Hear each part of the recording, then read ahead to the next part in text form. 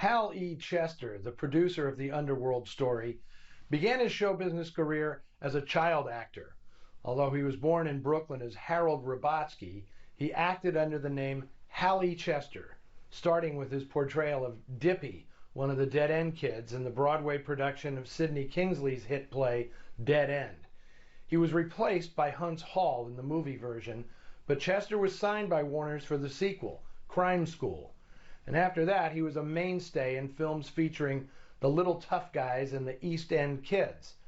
In 1945, the 24-year-old Chester convinced Monogram Pictures to let him produce movies, and the result was the long-running Joe Palooka series, which Hal E. Chester had brokered himself in a deal with Ham Fisher, the comic strip character's creator.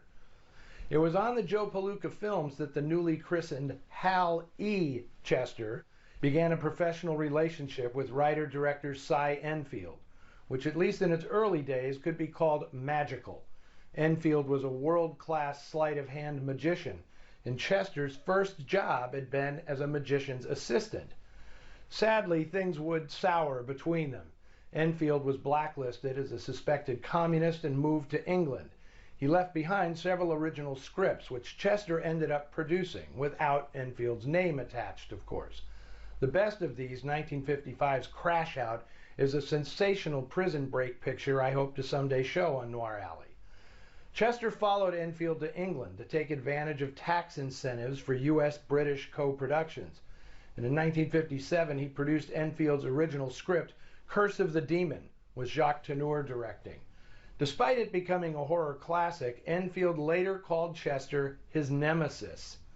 Each enjoyed success in their adopted country, Chester producing a string of hit comedies, including the terrific School for Scoundrels in 1960, while Enfield made the film he's most known for, Zulu in 1964, with Stanley Baker and Michael Caine. They worked together one more time as director and producer on a film called Hide and Seek, also from 1964. Enfield wasn't the only one involved in the Underworld story to be blacklisted. So was writer Henry Blankford and actor Howard Da Silva. And by the time he'd made this film, Da Silva was one of the busiest character actors in the business. He'd made a mark in noir, too, in The Blue Dahlia, They Live by Night, and Border Incident. But after 1951, Da Silva would vanish from movie screens for 11 years, until 1962, when director Frank Perry cast him in David and Lisa. Now, Gar Moore, who gave a suitably chilly performance as Clark Stanton, had an unusual road to Hollywood. He was performing in a Broadway play in 1946 when he was spotted by a talent scout working for Italian director Roberto Rossellini. Moore moved to Italy, where he acted in several films that were part of the country's neo-realist movement, including Rossellini's 1946 classic, Paisan. Now, with those credits under his belt, Moore moved to Hollywood, where he was immediately cast in Abbott and Costello Meet the Killer, Boris Karloff. He made a couple of other crime films, Johnny Stoolpigeon and Illegal Entry, but after the Underworld story, Moore mostly worked in TV. He retired in 1959 to devote himself to painting.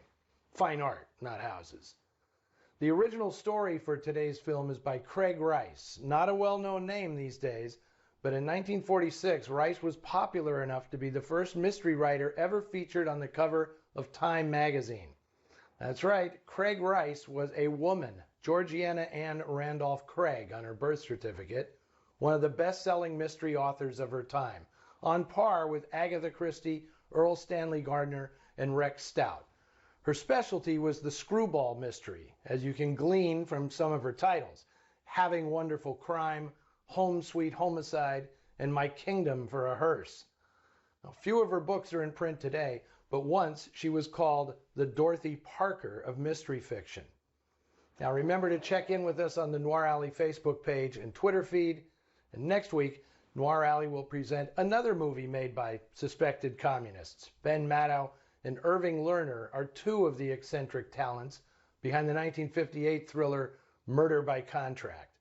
Vince Edwards stars as a guy using murder as a fast track to the American dream. Martin Scorsese cites it as a major influence, and that is reason enough to set your alarms. See you next week.